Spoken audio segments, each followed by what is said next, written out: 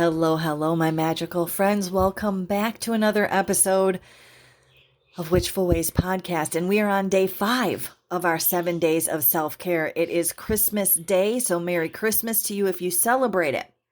Okay, so we're going to talk today about how self-care doesn't have to cost you anything, right? Sometimes we think of self-care and we're like, oh, I got to go to the spa and put cucumbers on my face and, right, have somebody rub my body. And it doesn't have to be that. A lot of people get the wrong idea about self-care. First off, the first wrong idea is that people think that you have to be deserving of it. And they feel like it's splurging to do something good for yourself. It seems extravagant. And that shouldn't be the mindset at all. Self-care is something that you deserve, that everyone deserves.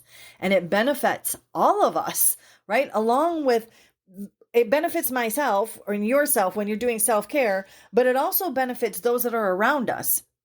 When we put our own well-being on the forefront, because it allows us then to take care of the other people without our own well-being suffering. So you deserve your self-care, because if you don't have your self-care, then you can't care for and offer yourself to your spouse or partner like they desire or maybe deserve to be. Because you're just too tired. You're just too run down. You just don't have the energy. So they're suffering for it. Or your kids, whatever. So if you're full up, right, on your self-care, if you're re-energized, if you've got something within you, then you can continue to share with others around you. Okay? So, doesn't have to be expensive. Let's talk about that. How about taking a time out for yourself? How about putting yourself in time out? Doesn't that sound amazing sometimes? Sometimes just a little bit of alone time is all you need to feel really rejuvenated. So why not give yourself a time out? Lock yourself in your room if you have to with a nice cup of tea. Of course, don't leave children, and stuff unattended, but lock yourself away for a little bit and have a nice cup of whatever. Listen to some of your favorite music, some quiet, calming music. Just sit still and think for a bit. It's a luxury that we can all afford. Like I said, one of my favorite things to do in the winter months is to have a nice warm cup of tea and sit next to my window and watch the snowflakes fall. That's self-care to me, right? The other thing is, how about just wasting some time? What? Waste time in this day and age? Yeah.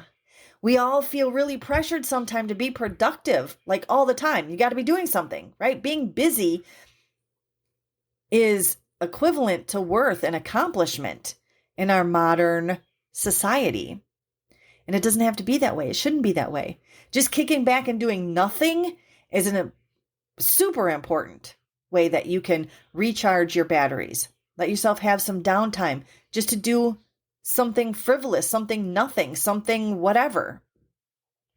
Putter in your garden or out in your yard with no real intention of really doing anything. Sit and watch your favorite Netflix shows, all 6 seasons or whatever it is, right? Take a nap. Just sit and pet your animal. Like those things of just, I'm going to sit here and I'm going to do nothing. Staring out the window, doing nothing for 3 hours. That's fine. You deserve that. Waste some time. You've heard me say it time and time again. Another great one is doing some writing.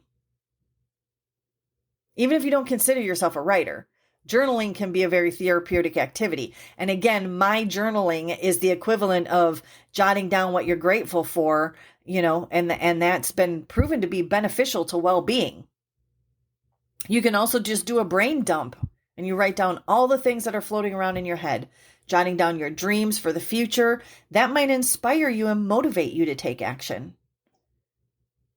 Letting go of things, you dump it all down on that piece of paper, and then, witches love to burn stuff, so burn it if that's what you need to do. Release it. Let go. Give it a try. See how that goes. Reaching out to someone. Doesn't cost you anything to socialize, even in the pandemic, right? Even introverts like me benefit from those connections. We are not meant as humans to be emotionally isolated for very long periods of time. So pick up the phone, video chat, whatever, message, call a friend or a family member that you haven't talked to in a while. Sit down and Zoom with your closest friends. Meeting up in person, if you're, again, we're in pandemic, so be careful with that. But going for a walk together outside or a cup of coffee to share together. Connecting to other people might just provide a spark that you've been missing for a bit, right? And the last one is changing your perspective. And this is a big one to me. A change of scenery is a wonderful source of renewal, and it doesn't have to cost you a dime. You can just head out to your neighborhood park and sit. You can sometimes just sitting at home makes us feel stir crazy, right? Again, we're in a pandemic, so a lot of us are feeling that way because we're, staying at home a lot more. But going outside and planning a hike or a picnic, if your weather permits. I live very close to Lake Michigan, so going down there and walking along the outskirts of the beach down there, a different perspective. Visiting a place that you've been to 100 times before even. Try to go there and look at it through different eyes. Lay on your stomach and look at things from a bug's eye view. Or sit with your eyes closed and figure out, what sounds do I hear? Would you have heard those sounds before that day? Attempting to see things from a different viewpoint or with different senses can open you up on so many different new experiences and perspectives, not only in self-care, but in your intuitive abilities as well. You'll be surprised at what that change of scenery and perspective can do for you. Right? Like you think about when people look at my yard, which is always full of dandelions in the springtime, right? You can either see 100 weeds like my neighbors do, or you can see 1,000 wishes. It's all about your perspective. Okay. Short one today because everybody's busy today, right? We still have time for self-care. So let's talk about our day 5 journal prompt. There are countless ways that you can indulge yourself in self-care without spending much money. And that might be just the jumpstart that you need to begin exploring the concept. So you truly and absolutely do deserve to spend time, energy, and effort on your own well-being. So today's journal prompt is, how do you create a sense of peace and wellness within yourself? What is one thing that you can do today to shift yourself into a self-care mode? Right? These journal prompts are getting harder. Okay. That is day 5. You can go off and celebrate whatever you were celebrating, even if it's just being alive again for another day, right? That's a cause for celebration.